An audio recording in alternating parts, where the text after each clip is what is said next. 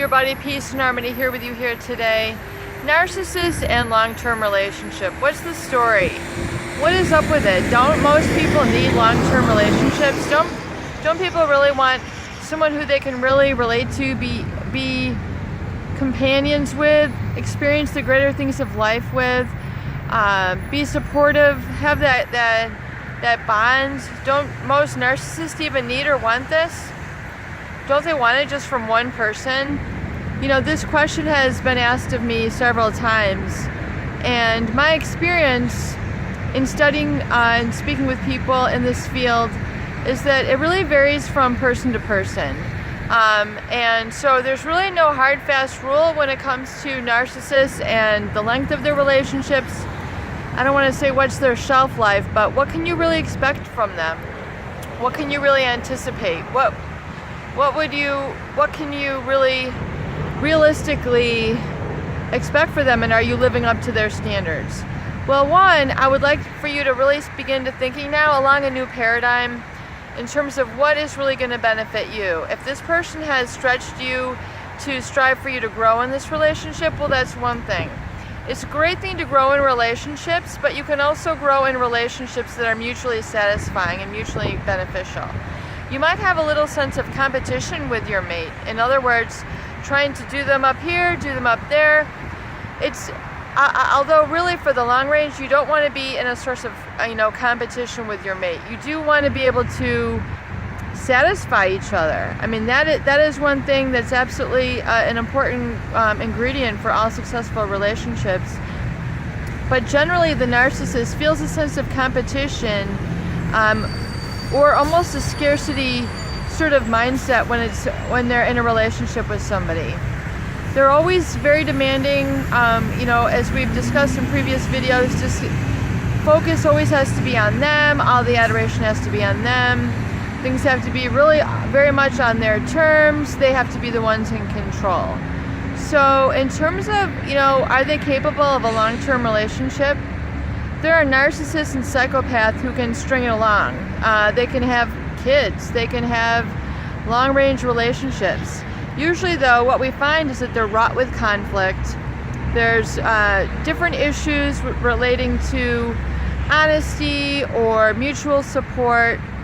What we most often find though is there's going to be at some point in the narcissist or psychopathic relationship, again, based on different gradients of a personality disorder type of person, that ultimately that person is going to be exposed, meaning the mask is going to be lifted. There's going to be the big reveal. There's going to be some information that you learn, and it's going to basically be a deal breaker for you in the relationship. Meaning, I can handle a little bit of this, I can handle a little bit of that, I can tolerate a little bit of this, but there really comes a line that's crossed when it comes to a narcissistic relationship. It's usually there's been some sort of deception going on that is not tolerable and not permittable, and oftentimes, too difficult to correct in a relationship. It's just not worth it. It's just not a healthy perspective, and the narcissist, if they're coming from that negative, scarcity mindset where I have to have all this, I have to have all these people around, I have to have all this adoration, I have to be in a constant thrilled state. It just becomes very difficult to manage, and then the person ends up either A, getting, really distressed from being pushed all the time, or they begin to feel that they're not on equal footing with this person and just can't keep up with them, or that they're constantly trying to live up to someone's expectations. Ultimately, you have to have your own internal expectations of what you want.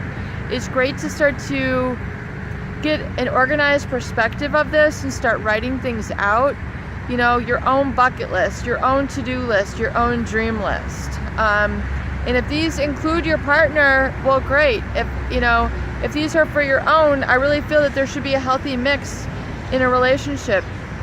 If you're starting to feel that this relationship is getting out of balance and you're kind of wondering, God, is this person a narcissist? Are they personality disordered? Am I overreacting? While you're kind of trying to study and determine this, definitely give it a test.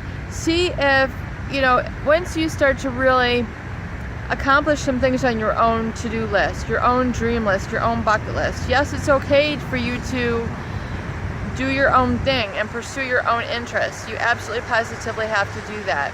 Start developing those interests. If you don't have any interests, well then find some. Really work hard to find what makes you tick. Start taking a couple little classes. Do something that helps you broaden your perspective.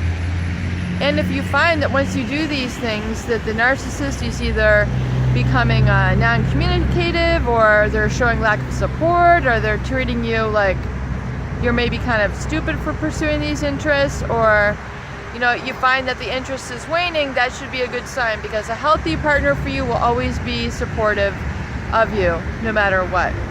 Peace and harmony here with you here today. I hope these videos help and are fun for you. Please share and subscribe for more great tools, videos, and discussion. Make it a beautiful day.